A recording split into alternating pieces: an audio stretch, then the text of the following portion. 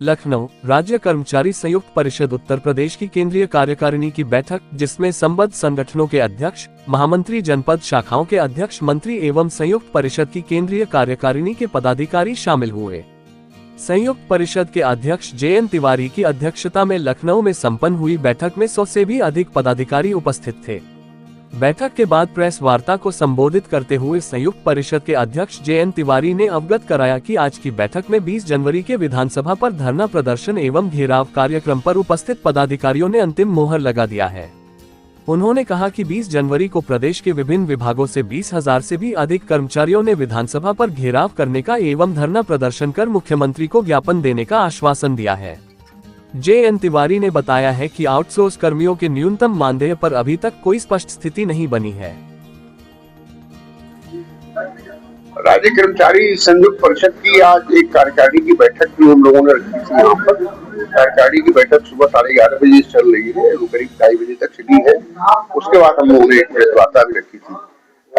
Press वार्ता का मुख्य बिंदु है, जैसा कि आप सभी लोग जानते हैं कि 20 जनवरी को विधानसभा पर राज्य कर्मचारी संयुक्त परिषद ने धरना प्रदर्शन और घेराव का कार्यक्रम दे रखा है। और इसके पहले राज्य कर्मचारी संयुक्त परिषद अपने आंदोलन के 3 चरण पूरे कर चुके हैं। 3 चरणों में पहले चरण में सभी कार्यालयों में जाकर के कर्मचारियों के साथ संवाद स्थापित किया है। दूसरे चरण में जिला स्तर पर धरना प्रदर्शन करके जिलाधिकारी के माध्यम से ज्ञापन भेजा है। तीसरे चरण में मंडल स्तर पर मंडी सम्मेलन, प्रेस गोष्ठी या विचार गोष्ठी के माध्यम से अपनी समस्याएं कर्मचारियों तक पहुंचाएंगे और सरकार के रूप को स्पष्ट किया है।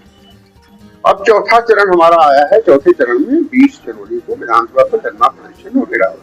कारण इसका यह है कि 12 अगस्त को हमने राज्य सरकार को एक नोटिस दिया था, जिसमें कर्मचारियों की विभिन्न मांगों को वार्ता के माध्यम से तय करने का, विचार विमर्श कर उसको हल करने का अनुरोध किया।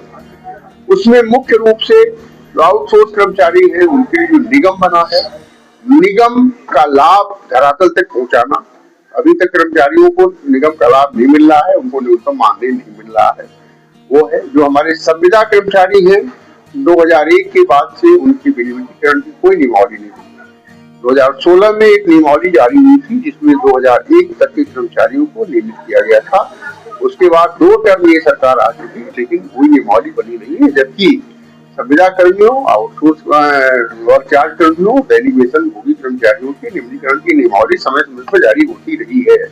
इसके पहले भी 90 में जारी हुई, 96 में जारी हुई, 2001 में जारी हुई, बट इधर 24-25 सालों में कोई नियमावली नहीं जारी हुई।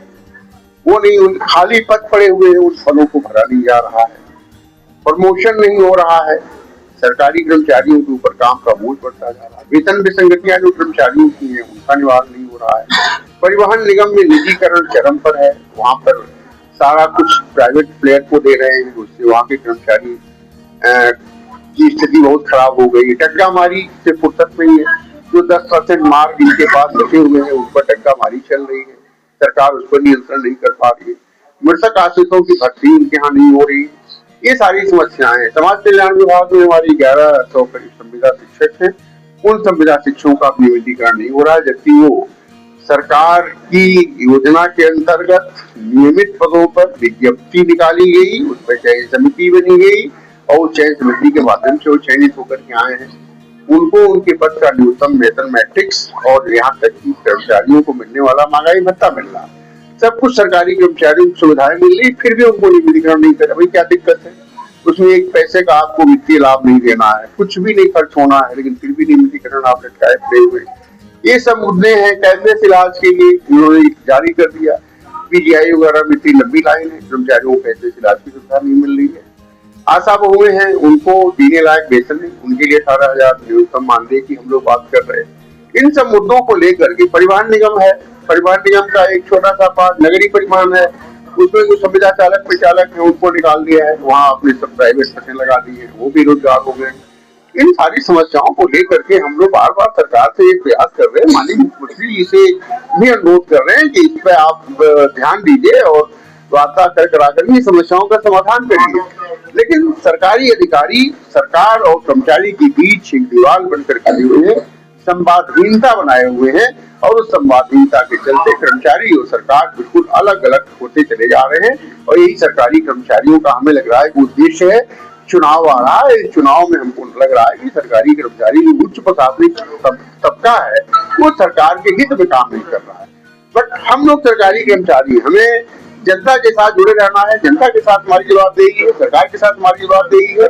तो मैं आप लोगों के माध्यम से माननीय मुख्यमंत्री से अपील करना चाहता हूँ कि इन समस्याओं का संज्ञान आप स्वतः लें और जो आदेश सरकार के हैं उन आदेशों का पालन किया जाए, कर्मचारियों की समस्याओं का समय से निस्तारण हो।